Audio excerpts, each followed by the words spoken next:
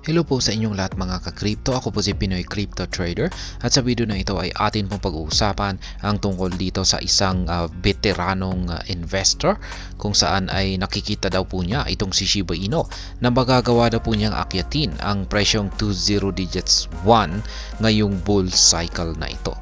Kaya ayan, bago po tayo magpatuloy ay nais ko lamang po munang bigyang linaw ang aking disclaimer kung saan ang nilalaman po ng video na ito ay hindi po ito isang financial advice. For education and information purposes lamang po ang layunin nito. Maliban po dito ay nais ko na rin pong magbigay babala na wala pong kahit anumang group chat ang Pinoy Crypto Trader. At ayan, notable crypto investor Incrisity expects Shiba Inu to clinch this bull season's coveted 20 digits 1 price level. Ayan, ang taas po ng kanyang price prediction dito kay Shiba Inu. Ayan, siya po ay siya po si Incrisity. Ayan. Ayan po ang ginagamit niyang pseudonym. Ayan, peking pangalan. Notably, the expert sees Bitcoin surging above $1,000, $100,000, Ethereum rising to $10,000, Binance Coin or BNB at $1,000, and Shiba Inu hitting the coveted 0.001 price. Kaya ayan, naglabas na rin po siya ng kanyang mga prediction dito sa ibang mga cryptocurrencies. Hindi lamang po dito kay Shiba Inu. Kaya ayan, kay Bitcoin ay ito raw po ay aangat ayan sa presyong ayan higit $100,000. At ito naman kay Ethereum ay $10,000, kay BNB ay $1,000. At yan po ulit dito kay Shiba Inu ay ang 20 digits 1 na presyo. Ito po yung kanyang actual na tweet rito sa kanyang X account kung saan ay ayan po yung ibang mga cryptocurrencies na kanyang predict sa bull cycle na ito. Ayan, si Bitcoin ay $100,000 plus. Ayan, ibig sabihin ay lalampasan po niya ang higit $100,000 na presyo ngayong bull cycle na ito. Dito kay Ethereum ay hanggang $10,000.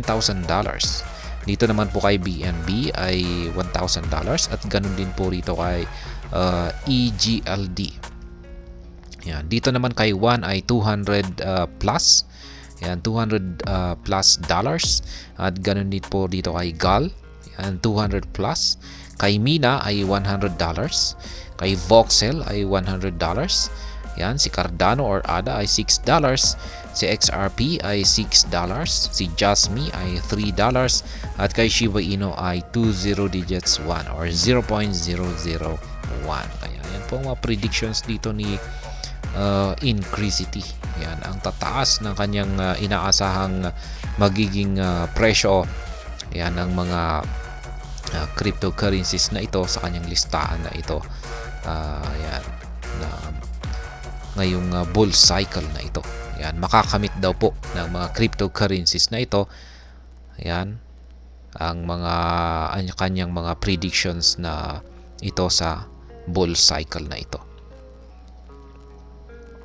Analyst at a leading crypto platform Changelly predicted that Shiba Inu would clinch the coveted price of 20 digits 1 by 2033, 9 years from now. Ayan.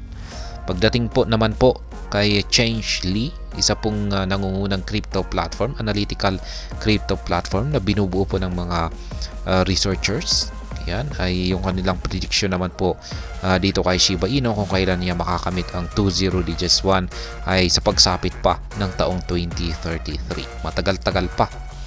Yan po ay mula po ngayon sa taong ito ay kailangan pang lumipas ng 9 na taon.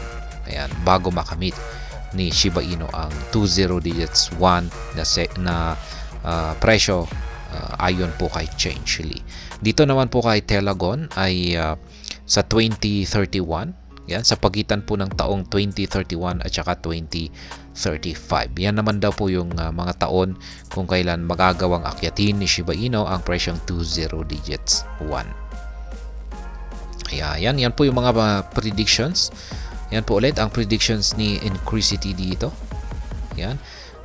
Napakatindi sapagkat yung presyo po ni Shiba Inu ngayon ay naglalaro po sa 40 digits.